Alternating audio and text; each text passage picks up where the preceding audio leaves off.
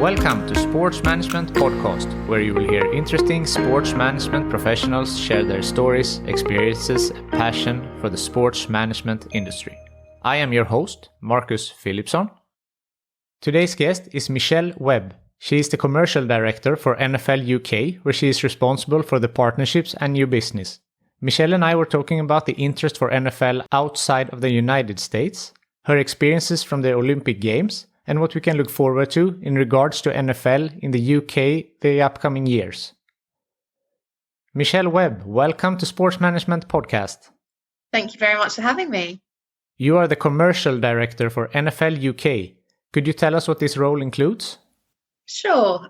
So I've been with the NFL based in the London office since April 2017. I joined as Director of Partnerships, and that role was encompassing management of all current partners, which included local partners and global partners. And I had a team to support with the day-to-day delivery of that. In November last year, I got the role and promotion to Commercial Director, and that encompasses partnerships, but also new business. So any revenue generating aspects of the business sits under me. And I have a great team to support me with the outreach and acquisition of new partners that we can support. And then, as I said, we've got the partnership managers that help with the day-to-day delivery as well. That sounds very interesting. It is. It's a lot to try and achieve, but we're getting there. When talking about NFL, National Football League, most people probably think about the United States. Could you explain the difference between NFL in the US and NFL in the UK? Yeah. So the NFL UK, based in London, is one of the international offices. So the primary difference is that we're responsible for the growth of the sport, particularly the fandom and fan growth outside of the US. And it's our responsibility to ensure that we try and engage as many people as possible, get them interested in the sport from grassroots all the way up to the elite level. There are 5 international territories that our international office in New York is responsible for. That includes Canada, Mexico, London, and Germany, encompassing Europe, Australia, and China. And that sits with that international team. And then the primary difference between the global team, which is domestic driven in 345 Park Avenue, is that they're responsible for the growth in the US. I see. How is it to work for American football in a country that more or less founded soccer or European football? I'm not the biggest football fan, if I'm honest, and my husband isn't pleased with that because I only let him watch his team. But I've always loved sport, and I have been pretty fortunate in my career. I used to work for a sports management agency called Octagon and got in through like an internship with them working on cricket. And then I was with them for about 2.5 years, and I would highly recommend anyone who wants to get into the industry going through agency route in the first instance, predominantly because you get exposed to so many different accounts, so many different sports, entertainment properties. And so in that 2.5 years, I was very fortunate to work across a number of different accounts. Cricket was my core, but I also got to work across Vodafone Live Music, a little bit of MasterCard Champions League, which is when my husband became my best friend again. And then also HSBC eventing, a little bit of golf. So I would highly recommend people focus on an agency route in the first place. And then I progressed into a role working for a governing body under Fast Track, working with British Athletics in a sponsorship manager role. I did an indoor and outdoor season with them. My role there was predominantly looking after the partners and making sure that their rights were delivered. And then I got really lucky and approached for a role in 2010 to work for the British Olympic Association, otherwise known as Team GB. And I had an incredible 7 years working with them. I got to work across the home London 2012 Olympic Games. I went across to Sochi for a Winter Olympic Games, and then finished on a high at Rio when Team GB came second in the medal table. And then I felt like I had done the whole cycle. So a home games and a winter games and a summer games. And I was ready for my next challenge. And in February, I got approached for the role of Director of Partnerships of the NFL. And I felt like that was a good next step. It's hard to compete against the Olympics. And I always look at a CV and try and identify, okay, what makes sense? What is the right next step to do? And I had done agency and I didn't really want to go back there. I really enjoy a rights holder environment. And so I was lucky and got the job at the NFL. It took me a while to get my head around American football. I wasn't really a fan. I just knew that they were a big juggernaut in the US and hugely successful from a commercial point of view. So I thought I could learn a lot from the role. And then I managed to get my head around it, and I'm a big supporter of it now. Your experiences from the Olympics sounds really amazing. Could you elaborate a bit on how it was to work for the London Olympics, and also compare it how it is to work for an home Olympics versus the one you worked for in Sochi and Rio, for example? The home Olympics is very special. There is nothing that I think will compare to that experience. For those that don't really understand the Olympic movement or the environment, when you win the opportunity to host an Olympic Games, an organising committee is set up, and they predominantly own the territory and the rights, and the NOC, which is a National Olympic Committee, which is the British Olympic Association, kind of takes a bit of a back step. That was the case in the UK. And our role was in terms of looking after the athletes. That's the point of differentiation. And from a commercial point of view, we were trying to do more around the athletes. So we looked at hosting a Team GB house, which is the athlete environment for the friends and family as well, that they can come to relax and celebrate some of those occasions. And then we hosted a number of fundraising events, and we had fan zones. And my role specifically in London 2012, I was very, very lucky. I worked with British Airways, and they were my main account really with Team GB at that time. And they had a Park Live stage. And as part of our agreement with them, it was my responsibility to deliver medal winners to that stage. So I got the best of both worlds. I could go into the village, pick up the athlete. They were on a high because they've just won a medal, bring them to the Park Live stage, which is in the middle of the Olympic Park, and celebrate with all the fans. It was an incredible experience, and the fandom and atmosphere was like nothing I had ever experienced before. It was electric and gives you those goose pimples, and that's the moments and experience that I think I will cherish forever. And also, I don't know how many people have traveled to London, but London was a really nice city. Like, you could get on the tube and people were talking to you rather than sitting in silence. It was just everything about those 17 days was electric, and those memories and experiences will rely on me forever. And then to answer your second question about how does it different when you travel to an away games, you don't have as much control, obviously, and you are finding your feet in that city. You do a number of recce's. So before the Olympic Games take place, you go to the city, you find like your hospitality venue, you try and acclimatize to that environment, but you're always a little bit behind. You're always trying to play a bit of catch up because you're not used to that culture or the environment, or there's a language barrier.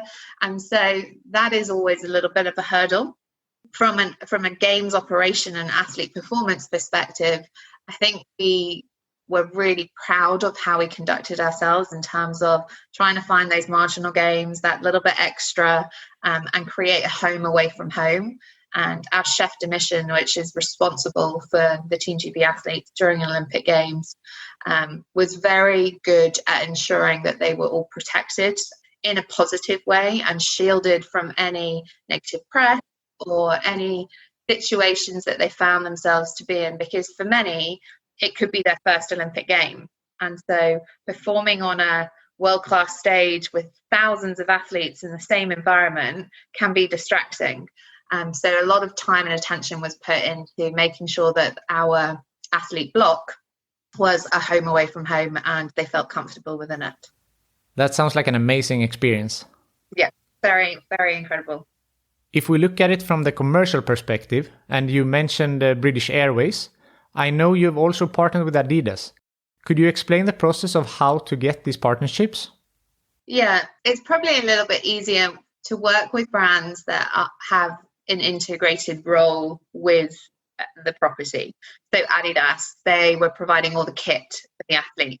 And so having a conversation with them to get them on board, and they've been a partner for the Olympics for a number of years, isn't such a hurdle or a challenge. And I think attention switches to the athletes probably closer to the Olympic Games. So a lot of the commercial agreements that we were doing was probably last minute than we wanted to, but working with global brands that are endemic to the property is definitely the preferred direction. It makes it authentic, incredible, and then working with them to try and ensure that they're actually activating all of the rights that they're doing. And with the property as big as the Olympics, you need to kind of handhold them through it, make sure that they have a team that understands all of the complexities, some of the regulations that the International Olympic Committee put in place, but seeing it be executed once you've done all of the hard work, you put the contract together, you've discussed how you're going to activate and create a really compelling campaign, and then seeing it on the other side is really, really rewarding. I'm sure it is. Looking at your career, multiple Olympics, the NFL UK and more, together with a degree in sports business, is this a career path that you have always wanted? I did. Sport has always been a passion. I was one of those crazy people growing up that swimming was my sport, and I was swimming 10 times a week. So I was doing the early mornings, going to school, doing some after school matches, and then going back in the pool.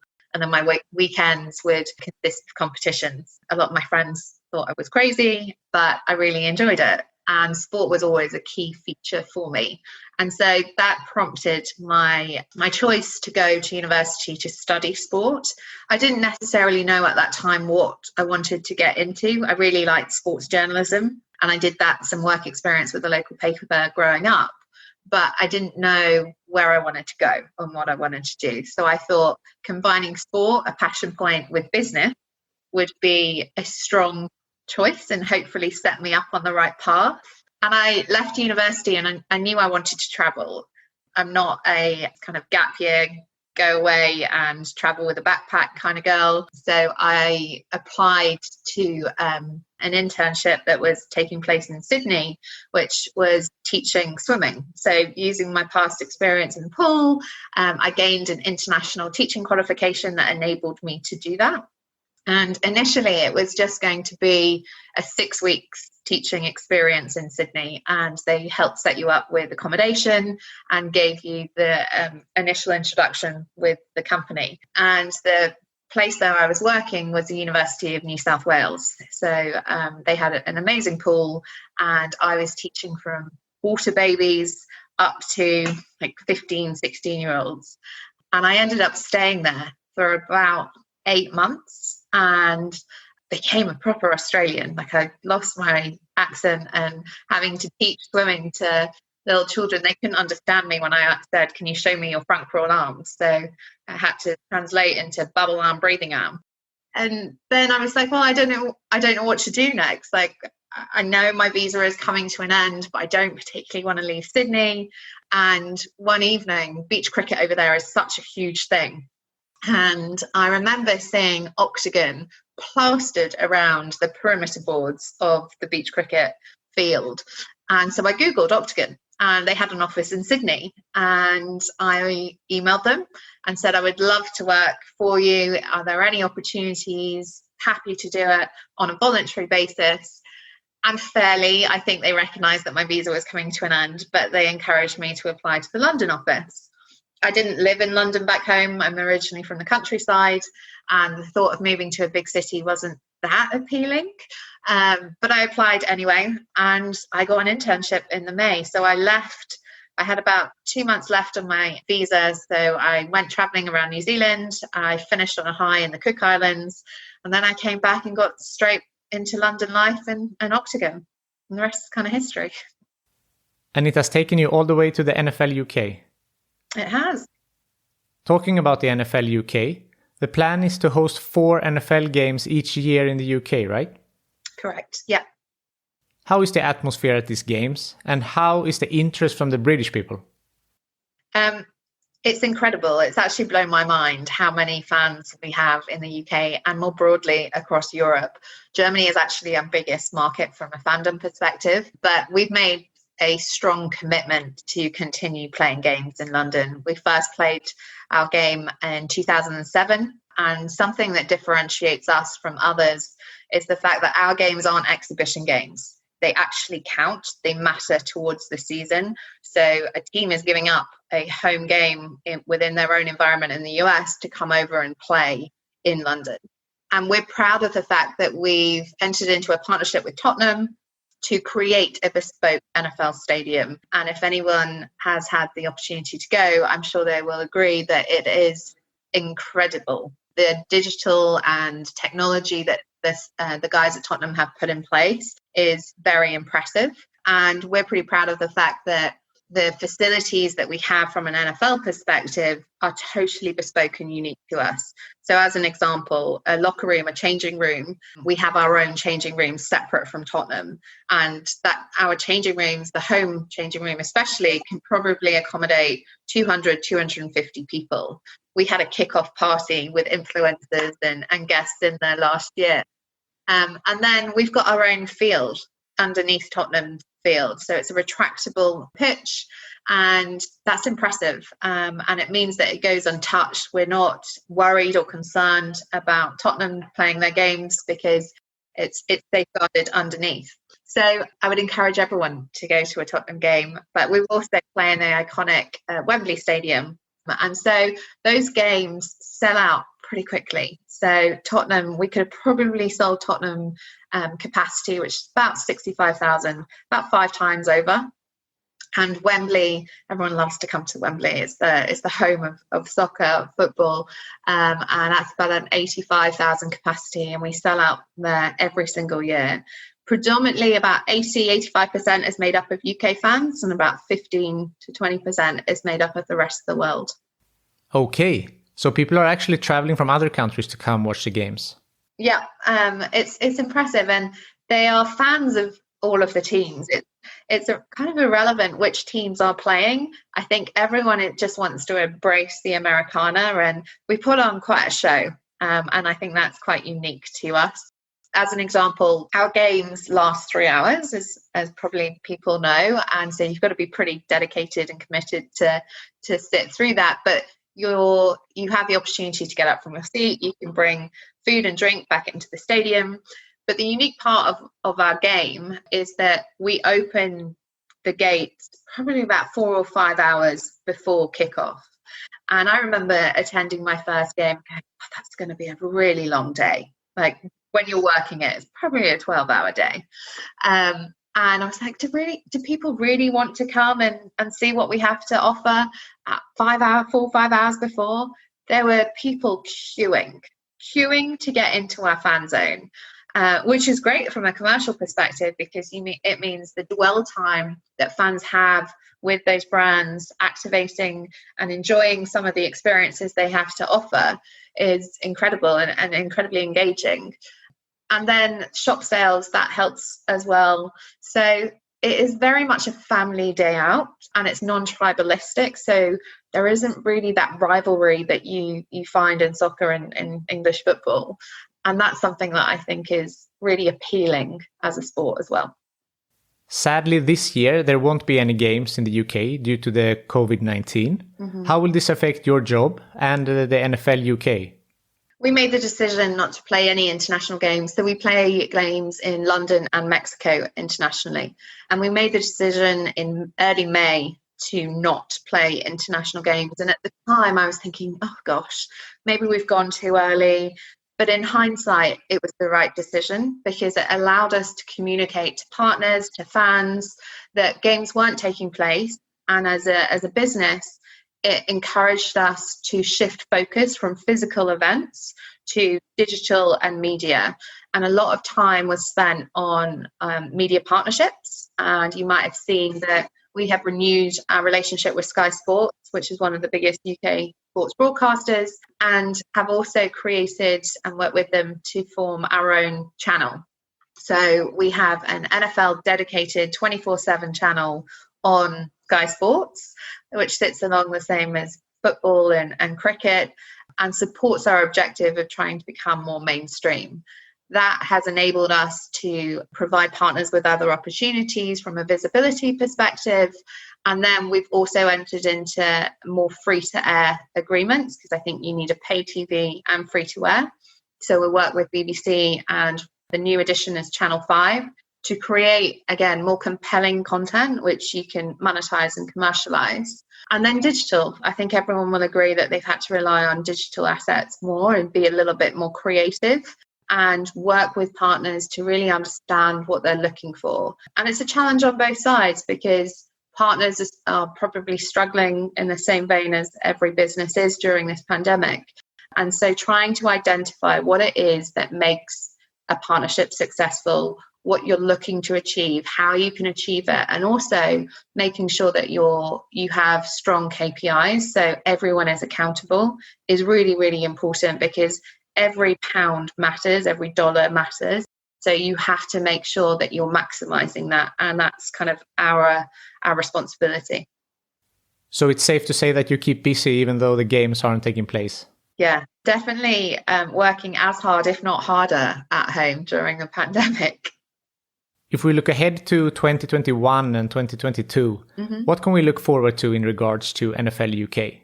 So we will bounce back with a bang and bring the London games back to London, back to Tottenham and Wembley. And then we're in the process at the moment of doing a little bit of partner consultancy. So we want to work with our partners to gain their insight about what they would like to see us do. And I think we can use this opportunity to gain their counsel.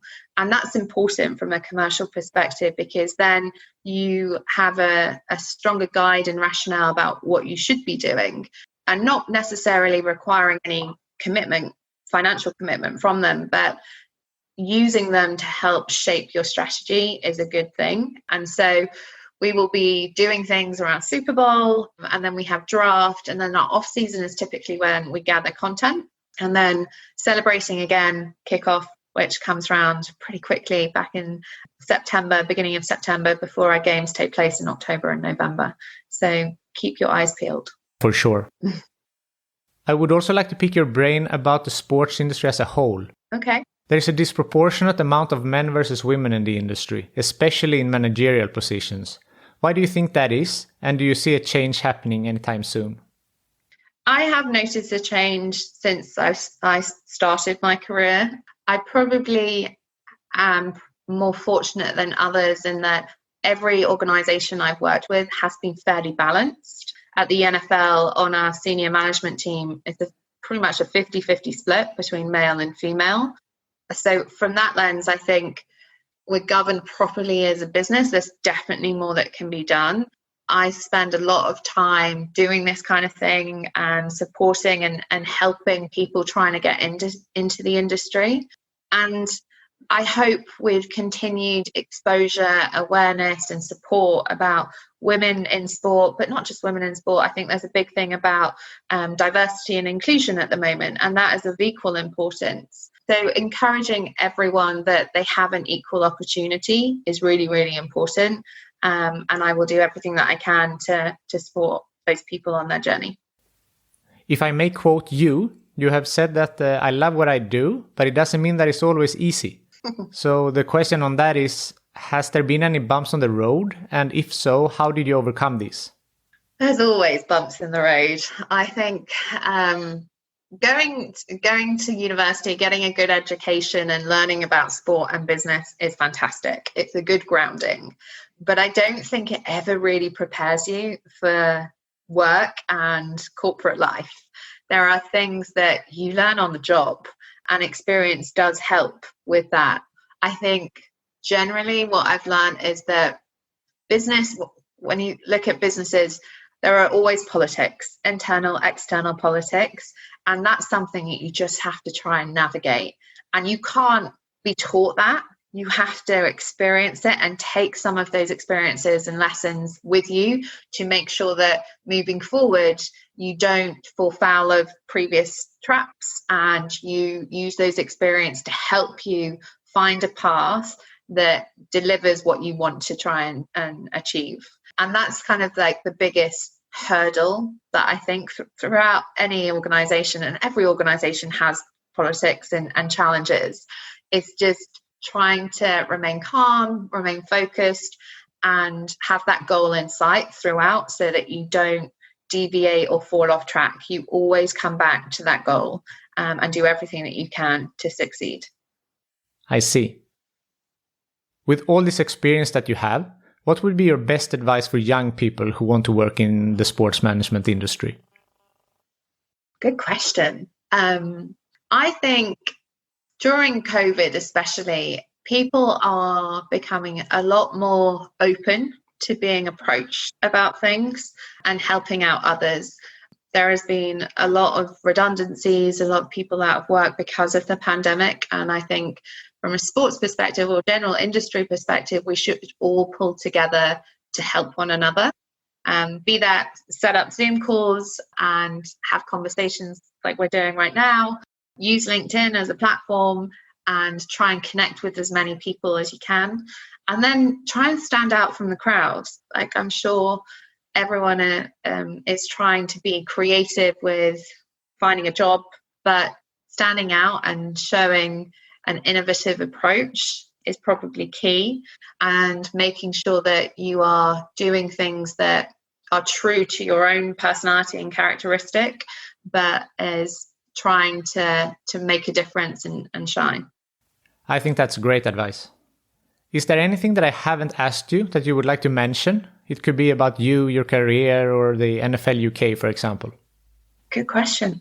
I don't think so. I feel like I've told you my life story. Hopefully it's been of interest, but I would just I'm a big supporter of helping out people get into the industry, because I think, especially when I was younger, unless you knew people in the industry, it was really, really hard and a challenge to get your foot into the door. I was lucky. It was good timing for me when I approached Octagon. I didn't know anyone there, but I was very fortunate to get the opportunity. So I think don't give up. Be mindful that people have their own day jobs and have responsibilities, but keep on chasing them. And eventually, hopefully, you will get an open door and get an opportunity to work in an environment that you love. Yeah. I'm sure you've met many interesting people throughout your career. If you could choose the next guest on this podcast, who would you suggest? Another great question. Gosh, there are so many people.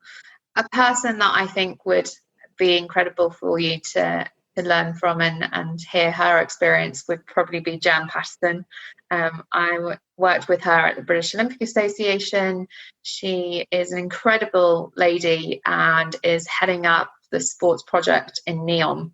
And she just has a fountain of experience and would be a great guest for your program. Thank you so much for being on the Sports Management Podcast. Thanks for having me. Thank you. Take care. Bye. Thank you for listening to Sports Management Podcast. Do you have thoughts or ideas about this podcast, or do you know someone that I should interview next? Please reach out to me on sportsmpodcast@gmail.com or visit my website sportsmanagementpodcast.com. If you prefer social media, you can find me on Facebook, Twitter and Instagram at sportsmpodcast.